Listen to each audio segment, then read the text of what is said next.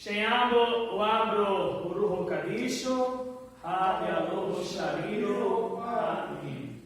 Caríssimos irmãos, irmãs, até mais irmãs que irmãos, graça e paz. Um bom domingo a todos. Podemos nos sentar. Preparei toda uma homilia, que eu gosto de falar humilhação, para este domingo,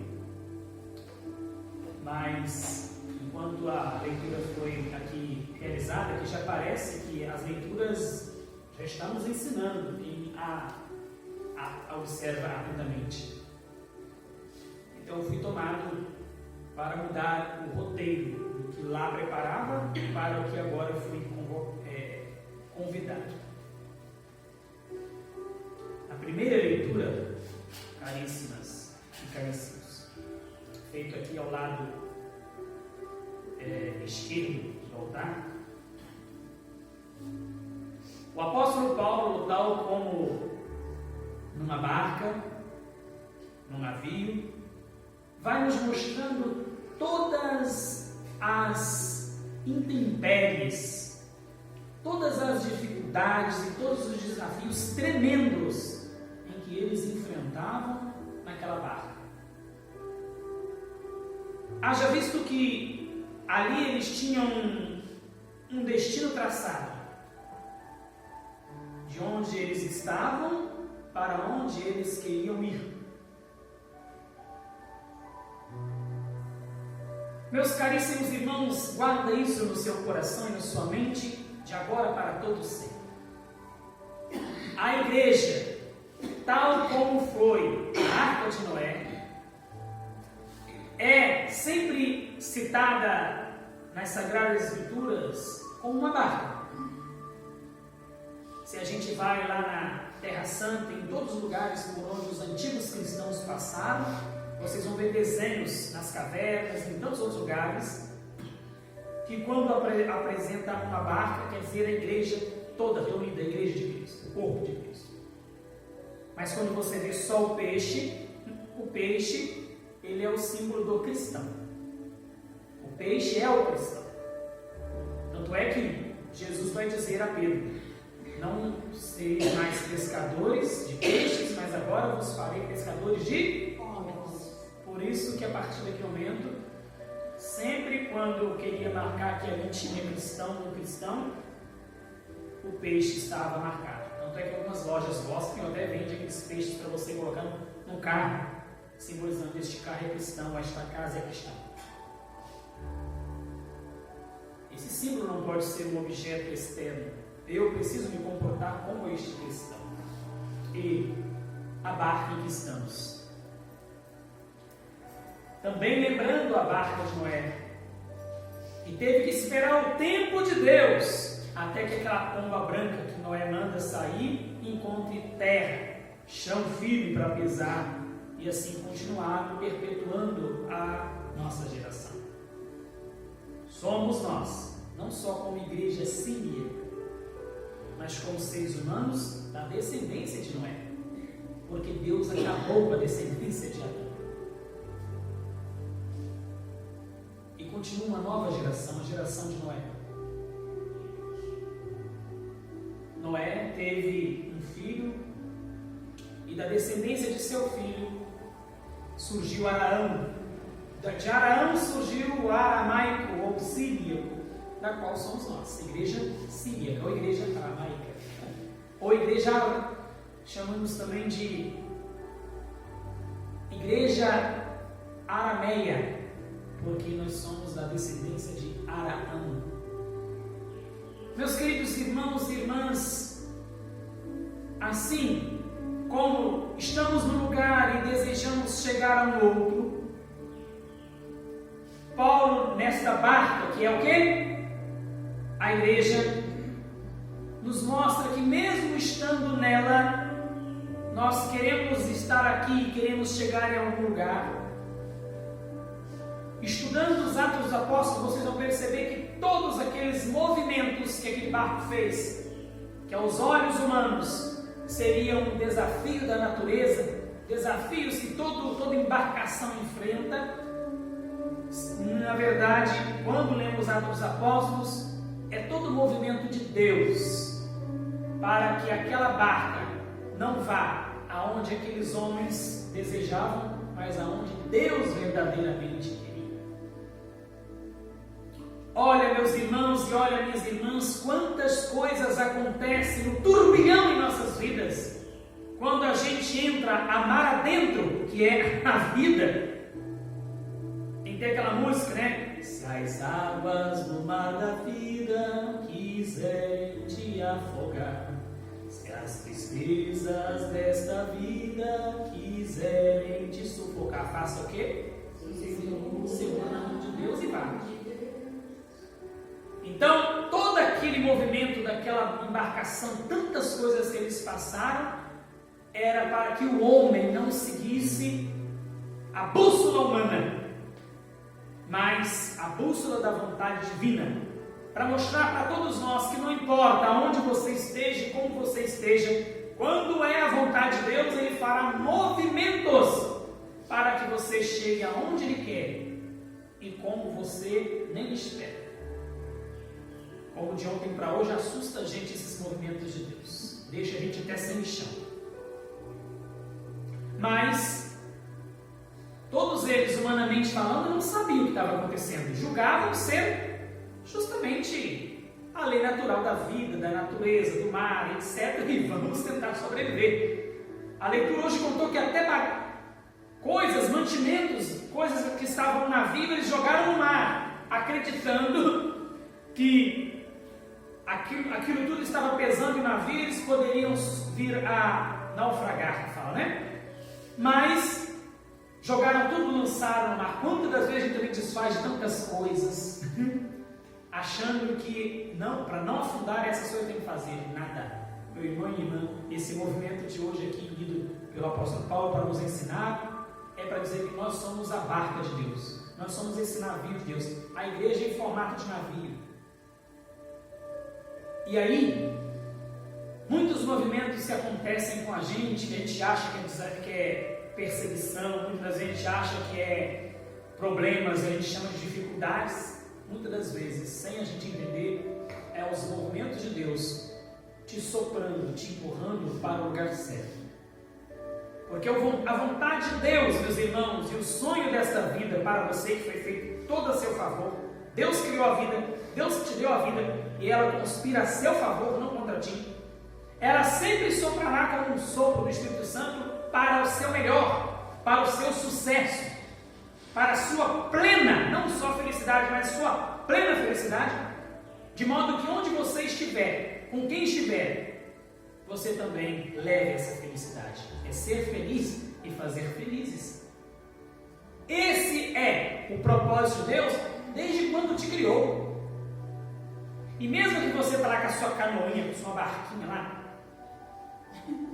tentando ir para a direita, para a esquerda, Deus sempre vai tentar te soprar para a direita. E está você tentando ir para a esquerda, e você é desobediente, sua racinha de víbora, vai remando com toda a força, não está aguentando nem mais.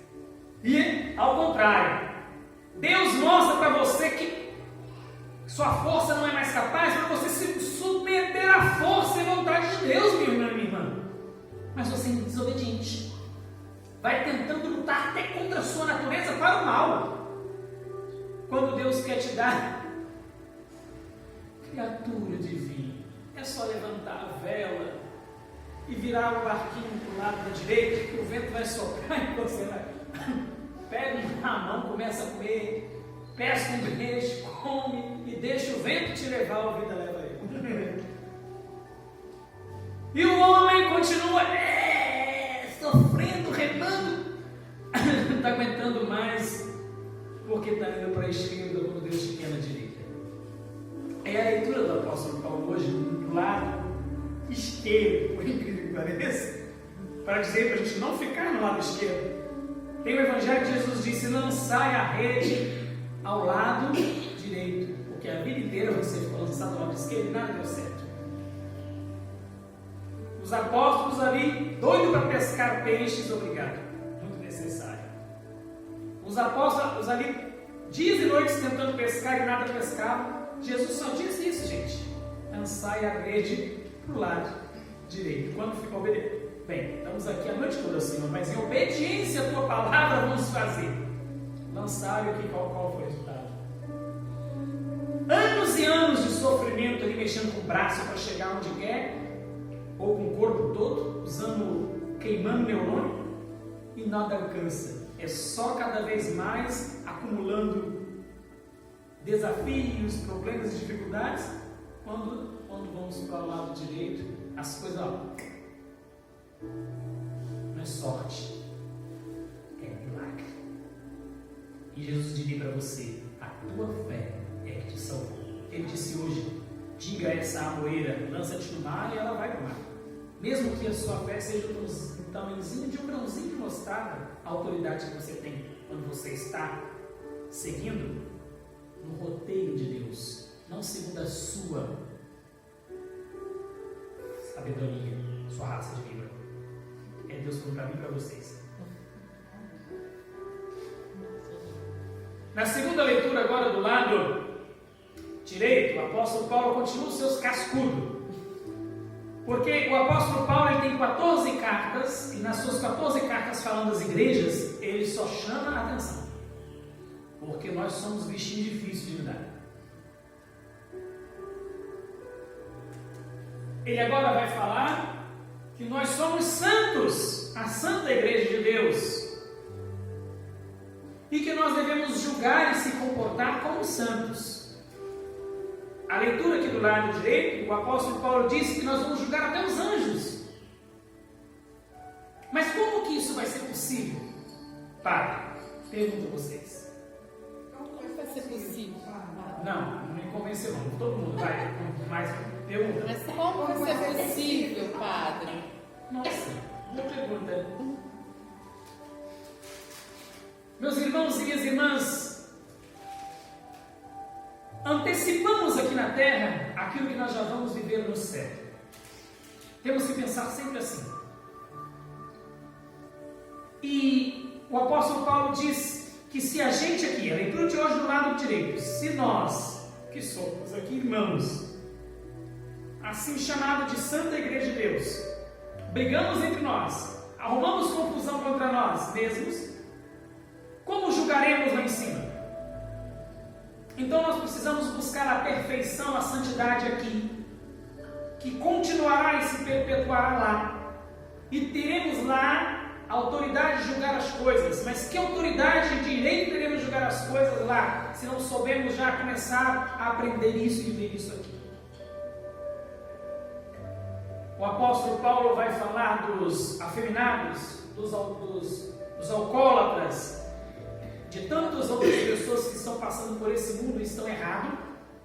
Julgamos que eles estão errados, mas agimos da mesma forma. Ou seja, o apóstolo Paulo quer dizer: cadê o seu direito de julgar? Jesus também disse: antes de arrancar a tela do olho do teu irmão, arranca-te do teu olho primeiro. Outro evangelho, Jesus disse: antes de vir aqui e apresentar a tua oferta diante do altar, reconcilia-te primeiro com o teu irmão. Eu vou me atrever a ler um pedacinho de novo da leitura, pegando as partes mais, para a gente relembrar, e vocês vão entender o que eu estou querendo dizer.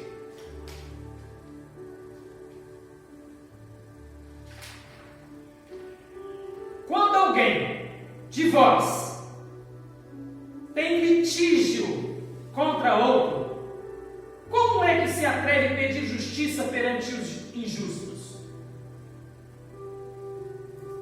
Ou seja, o apóstolo Paulo quer dizer que somos errados e procuramos a justiça também de quem é errado. Outro indecente para nos julgar. Agimos com indecência e procuramos outro indecente para nos julgar. Porque, na verdade, psicologicamente falando, não procuramos a pessoa para julgar, mas procuramos pessoas que estejam nos aprovando. Pode estar até errado como eu, mas nós procuramos pessoas que apoiam o que nós estamos fazendo.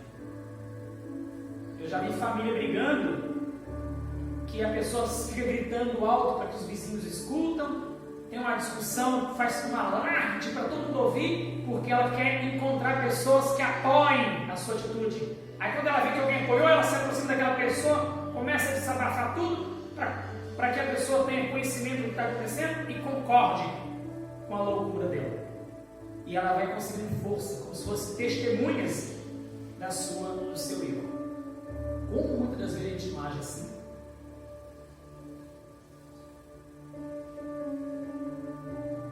Em vez de recorrer aos irmãos santos, está aqui, porque antigamente, meus irmãos, todo cristão era chamado de santo. Então você pode ser chamado santos da igreja sírio-ortodoxa de Antioquia.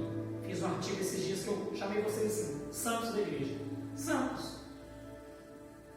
Não sabeis que os santos, olha, julgarão o mundo? Cai, teologia. Outras teologias por aí, não vou falar não. Mas cai outras teologias aí que criticam os santos. Olha, o apóstolo Paulo diz: não serão os santos que julgarão a terra, ou este mundo? E se o mundo há de ser julgado por vós, vós quem? Os santos. Sereis indignos de julgar o processo da mínima importância? Não sabeis que julgamos também os anjos? Quando mais as pequeninas questões desta vida? No entanto, quando tendes contendas destes gêneros, meus irmãos, meus santos, escolhei para juízes pessoas cuja opinião é tida em nada pela igreja. Digo-o por confusão vossa: será possível que não há entre vós um homem sábio, nenhum sequer que possa julgar entre vocês, irmãos? Mas um irmão litigia com outro irmão, e isso diante de infiéis. Na verdade, já é um mal para vós o fato de terdes processos contra os outros. Porque não preferis sofrer injustiça? Porque não preferis ser também espoliados? Não, vós que fazeis injustiça, vós é que espoliais, e isso entre irmãos. Acaso não sabeis que os injustos não hão de possuir? Acaso não sabeis que os injustos não hão de possuir o reino de Deus? Não vos enganeis, nem os impuros, nem os idólatras, nem os adúlteros, nem os afeminados, nem os devassos, nem os ladrões, nem os avarentos, nem os bêbados, nem os difamadores, nem os assaltantes hão de possuir o reino de Deus. Ao menos alguns de vós, tem sido isso. Mas fostes salvos, fostes lavados, santificados, em nome do Senhor Jesus Cristo, pelo teu Santo Espírito. Porque então, retrocede a essa graça que Deus confiou, começando lá pelo batismo. Santos de Deus, continuai a aperfeiçoar essa obra de Deus aqui em vós. Por isso é preciso, como a temática minha de sempre, ser em primeiro lugar e buscar ser um homem novo e uma mulher nova.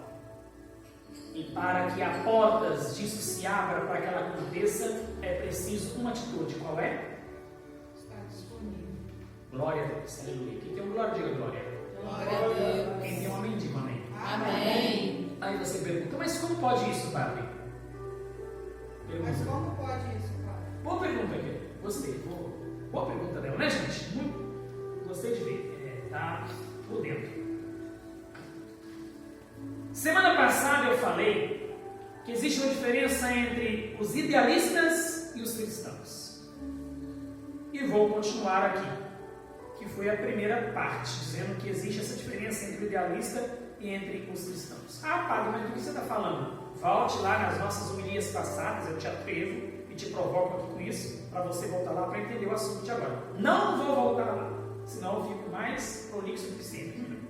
Então, há uma segunda circunstância muito ligada ao que acabamos de expor: a disposição de mudança nos ideais idealistas, refere-se a pontos determinados, nunca com o conjunto de natureza do indivíduo. O homem que aspira a uma elevação ética de caráter natural deseja desembaraçar-se desta ou daquela falta, adquirir esta ou aquela virtude. Porém, o cristão, pelo contrário, deseja ser outro totalmente.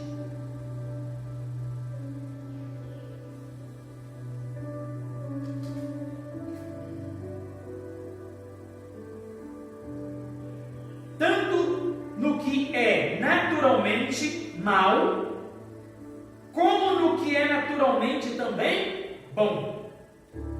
Sabe muito bem que Deus não se contenta com o que é naturalmente bom, que até isso deve ser sobrenaturalizado, isto é, tem de ser novamente estruturado segundo os princípios da vida sobrenatural, ou seja, com Cristo, por Cristo e em Cristo. De que o homem se torna participante agora, mediante o quê? O seu batismo. Ele é santificado.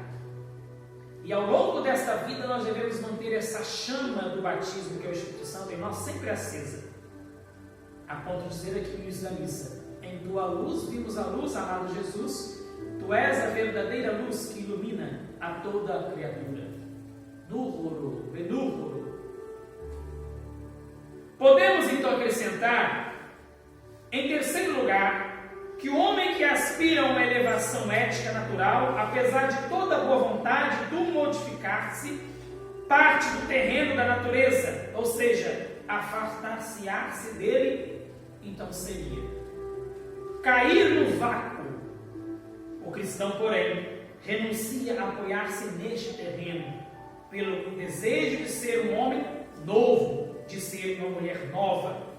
Com tal disposição de mudar, quebra-se nele o próprio conjunto da sua natureza. Quer deixar de sentir sob os seus pés o terreno natural, para poder agora participar-se nos braços de Jesus o Cristo.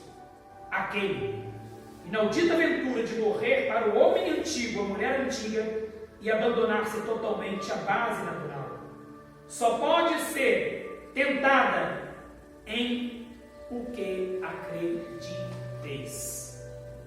Então, meus irmãos e minhas irmãs, é o que o apóstolo Paulo está dizendo hoje, tanto do lado direito quanto do lado esquerdo. Do lado de cá, no mundo tereis provações, mas tem de ânimo, eu venci o mundo.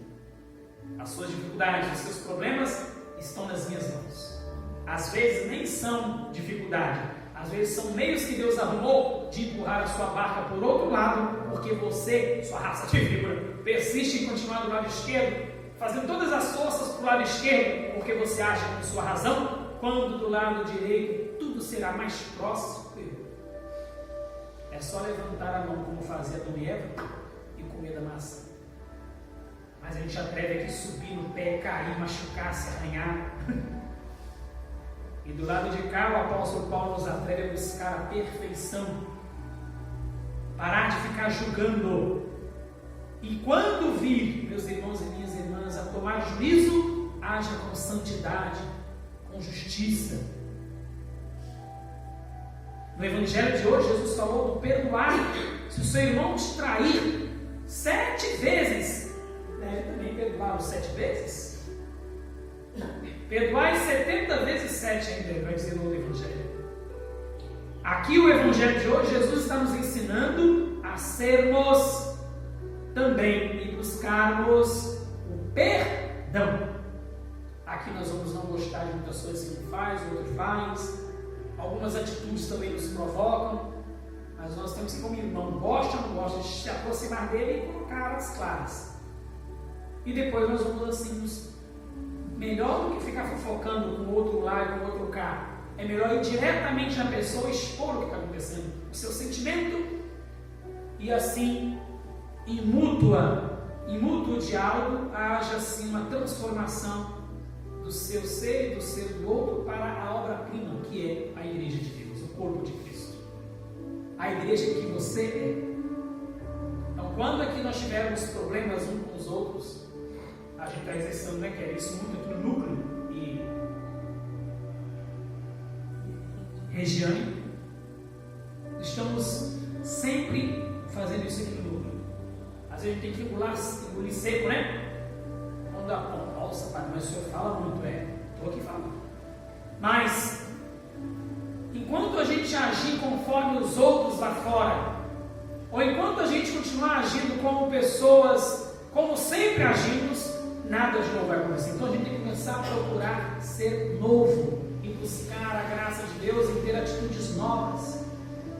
Não é fácil, meu irmão e minha irmã, falar na cara do outro, na frente do outro, aquilo que te incomoda. Até porque o outro pode ter respostas que depois você vai descobrir que o errado era você, que a sua forma de ver que estava errada. É por isso que eu tenho que procurar o outro. Porque enquanto eu fico discutindo com os outros vão dando as suas sugestões do problema e nada se resolve. Ou seja, só lança mais lenha no fogo. Então, Kelly, se algo me incomoda em você, eu preciso chamar em particular e pôr isso às claras. Se algo tem a senhora contra mim, me chame em particular e põe às claras. E nós dois, sem que ninguém precise ficar sabendo, apenas eu, você e Deus, Deus, você e eu, pronto, nos resolvemos. Depois a gente pode vir com justiça e paz, ofertar a Deus a vida que temos. E eu tenho certeza, meu irmão, que agindo assim, vocês vão ver a diferença de como a gente vai ser mais irmãos, vamos nos santificando, porque a gente às vezes quer que os outros fiquem sabendo do que nós estamos achando, pensando, para ter voto, para ter pessoas que concordam com você. E quem tem que concordar com você, entender você, é com quem você está tendo problema. A Kelly não está me entendendo, então ela vem e fala comigo, está acontecendo isso, o que está acontecendo? E aí, ele? Como é que fica? Não, Kelly, peraí, filho, sua atenção é quente. Na verdade, foi isso, ela vai coçar a barra. Não, tem barra. Ela vai pensar, padre, isso é verdade, eu estava olhando, né? Ou eu vou ter que abaixar a cabeça e mudar mesmo. Padre, pensa que ninguém está vendo, mas eu vi. Com estes olhos que a terra de comer, espero que seja agora, mas aí o padre vai ter que abaixar a cabeça. Sim, é verdade. Então, que feio, né? Precisei esperar, ninguém está vendo, mas precisei esperar ela vindo para mudar. Que feio, né, padre? Fala assim comigo, Que feio, né? Pois é, tá vendo? Enquanto ninguém via, continua pecando, errando, mas precisa alguém ver. Mas graças a Deus que Deus preparou ela que visse. E para me santificar, tá? E assim não, né? E aí? É verdade. Aí eu vou ter que enfiar o rabinho entre as pernas e converter-me para o bem de todos. Mas os outros não têm que saber. É por isso também que existe o aconselhamento na nossa igreja e a confissão. E o padre é chamado a ter segredo para que haja salvação e edificação na igreja. Por isso que aqui o apóstolo Paulo vai dizer: não tem sábio entre vós que possa julgar essa situação? Mas tem que ter, ué. Se o padre for igual aos demais, então o que vale, né? Então o padre é aquele primeiro que tem que buscar a perfeição e tal. E eu conto, como que o padre fala aqui no final da oração, da missa, vocês lembram?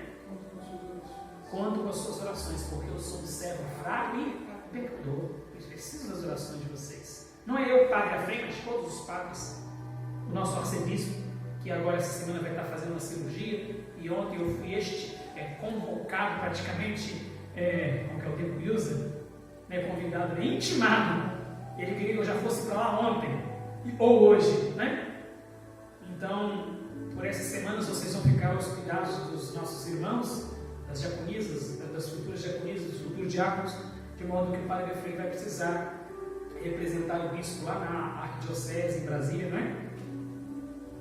Então, meus irmãos e minhas irmãs, é isso. Deu para entender? Eu quero me ver na santidade, eu quero vê-los nessa santidade. Para de ficar lutando contra o navio e se entregue na mão de Deus. Entrego o meu caminho a Deus. Repita. Entrego o meu caminho a Deus. Entrego o meu caminho a Deus.